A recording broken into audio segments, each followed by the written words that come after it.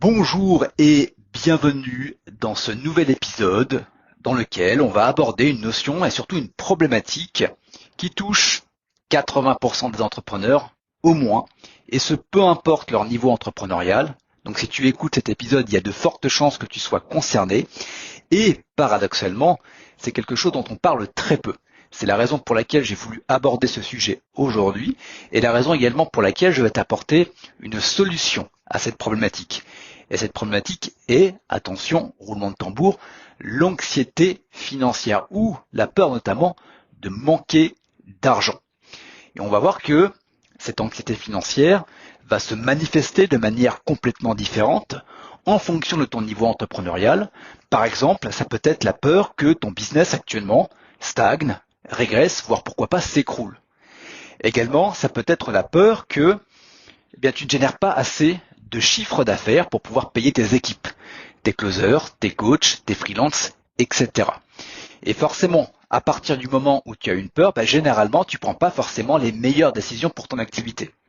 Parce que tu réfléchis par peur de et non pas pour aller vers. Et ça, c'est hyper important parce que la subtilité va te permettre de faire des meilleurs choix par la suite.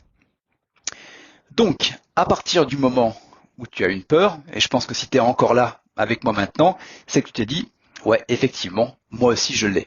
À un degré peut-être plus ou moins fort, et plus c'est fort, et tu vas voir que finalement, plus ça va être intéressant, parce que quand tu vas faire les exercices que je vais te proposer juste après, tu vas vraiment sentir la différence au niveau interne, une diminution de la pression, le fait de te sentir plus léger, beaucoup plus serein. Donc, comment on fait ? Première solution. Cette première solution, ça va être de manière factuelle, de manière rationnelle. Est-ce que aujourd'hui, oui ou non, tu as un problème financier dans ton entreprise ? Si la réponse est non, tant mieux. J'ai envie de dire tant mieux, mais si tu as l'anxiété financière, tu vas voir que finalement, la deuxième solution va être hyper importante pour toi.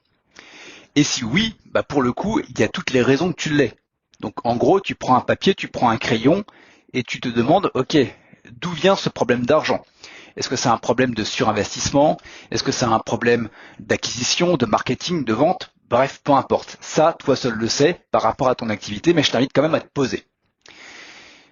Donc ça, c'était la première des choses. Si, malgré le fait que tout aille bien dans ton entreprise et que tu aies quand même cette anxiété financière, imaginons que tous les mois, tous les ans, ton activité est en croissance, mais que il y a toujours un truc qui reste.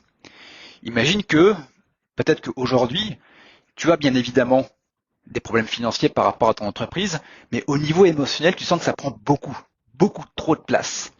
Eh bien, la deuxième manière de faire descendre, de réduire fortement, voire peut-être même éradiquer cette peur de manquer d'argent, cette anxiété financière, eh bien, tu vois, ce que je vais te partager va être un réel game changer. Ça va te permettre notamment, à partir du moment où tu vas réduire cette problématique-là, eh bien, ça va surtout t'éviter d'y penser toute la journée, d'avoir ces charges mentales qui tournent en boucle dans ton cerveau. Ça va t'éviter de gaspiller toute cette énergie. Ça va te permettre peut-être également, vu que tu n'as plus de charge mentale, de mieux dormir. Donc regain d'énergie. Donc qui dit regain d'énergie dit amélioration de la créativité, amélioration de ta concentration, de ton focus, qui vont te permettre finalement de pouvoir résoudre beaucoup plus facilement la problématique que tu as aujourd'hui. Et ça va également t'éviter, on en a parlé juste avant, de prendre des décisions sur le coup de l'émotion. Dans le business, comme dans l'investissement, comme dans le trading, comme dans, j'ai envie de te dire, n'importe quelle décision dans la vie, à partir du moment où tu prends une décision sur le coup de l'émotion, généralement tu le regrettes derrière. Donc le but va être de faire redescendre l'émotion pour qu'elle soit gérable, ce qui va te permettre de prendre des décisions non pas par rapport à l'émotion, mais par rapport à des faits, de manière factuelle. On en revient finalement à la solution numéro 1. Donc, pour pouvoir finalement travailler sur la peur, la première des choses, et là pareil, tu te munis d'un papier et d'un crayon, c'est d'en définir la source, d'où ça vient. Est-ce que tu as une relation conflictuelle avec l'argent ? Ça peut être pour des raisons diverses et variées.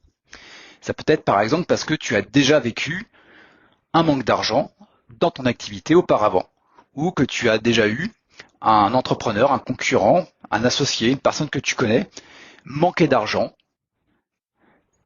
avoir un problème financier dans son entreprise et tu t'es dit, ouah, j'aimerais tellement pas être à sa place. Et ça a été mon cas.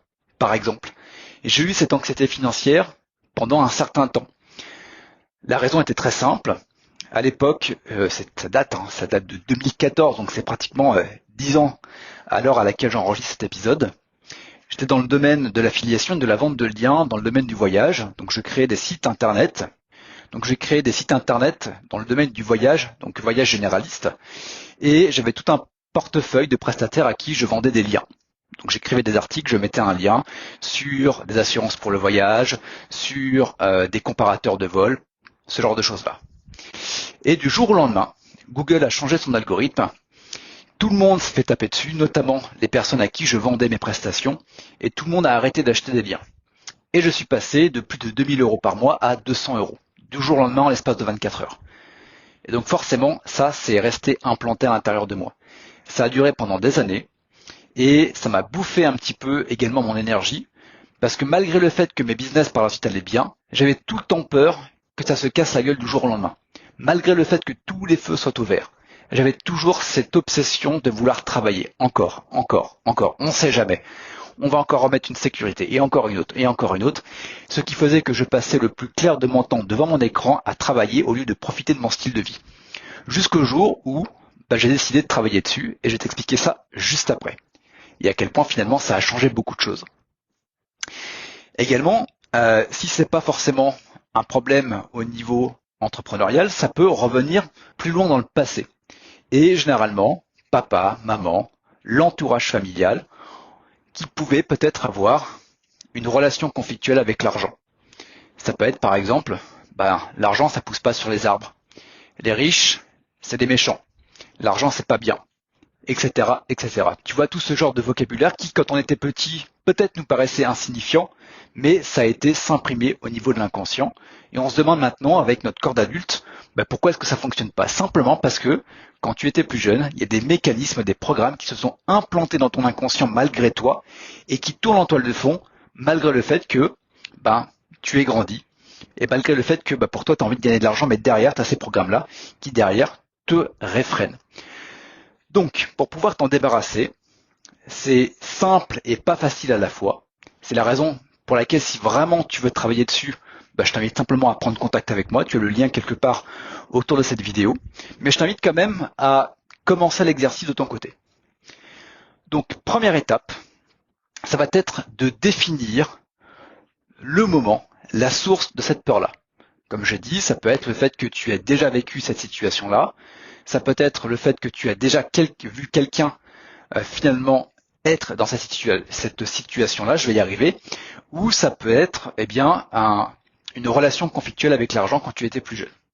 Et à partir du moment où tu as mis le doigt dessus, ce que je vais te demander, c'est de te plonger dans cette peur qui t'est déjà arrivée et d'aller chercher un bénéfice, un seul bénéfice pour commencer à ce que ta peur se soit réalisée. Et là, tu vas me dire, non mais Kevin, c'est pas possible qu'il y ait un bénéfice à ça.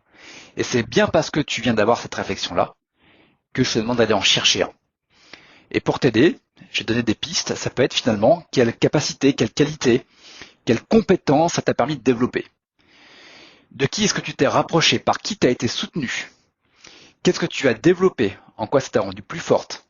En quoi ça te permet d'être l'entrepreneur, l'entrepreneuse que tu es aujourd'hui? En quoi qu'est-ce que cette expérience t'a apprise?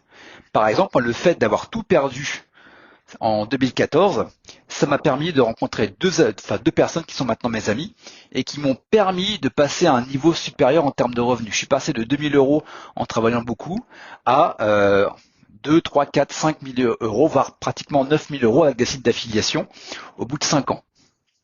Donc ça m'a permis finalement, à partir du moment où mon business s'est écroulé, de passer à un niveau de business supérieur sur du long terme. Donc je t'invite à aller chercher ça. Un bénéfice, trouve-moi-en au moins un. Et à partir du moment où tu en auras trouvé un petit peu comme une pelote de laine, à partir du moment où tu as découvert le bout du fil, tu vas tirer et tu vas en trouver un deuxième, et un troisième, et un quatrième, et un cinquième. Et à partir du cinquième, déjà, vois un petit peu comment tu te sens. Vois un peu tes perceptions. Est-ce que la pression elle est descendue? Est-ce que tu te sens un petit peu plus léger, un peu plus légère, un peu plus sereine? Et je t'invite simplement à m'indiquer ça, pourquoi pas dans les commentaires de ce podcast. Donc voilà pour cet épisode, j'espère réellement que les pistes, que les exercices que je te propose au sein de cet épisode vont te permettre de réduire fortement, voire quasiment de te débarrasser de ton anxiété financière. Et je te le rappelle, si tu as envie d'aller beaucoup plus loin, et si tu es sérieuse par rapport au fait de t'en sortir, eh bien tu as un lien autour de cette vidéo. Tu peux me contacter, on peut échanger justement dessus et on peut finalement trouver une solution ensemble pour t'aider finalement à passer ce cap. Voilà pour cet épisode, je te remercie de l'avoir suivi et on se retrouve très bientôt pour un nouvel épisode. À très vite.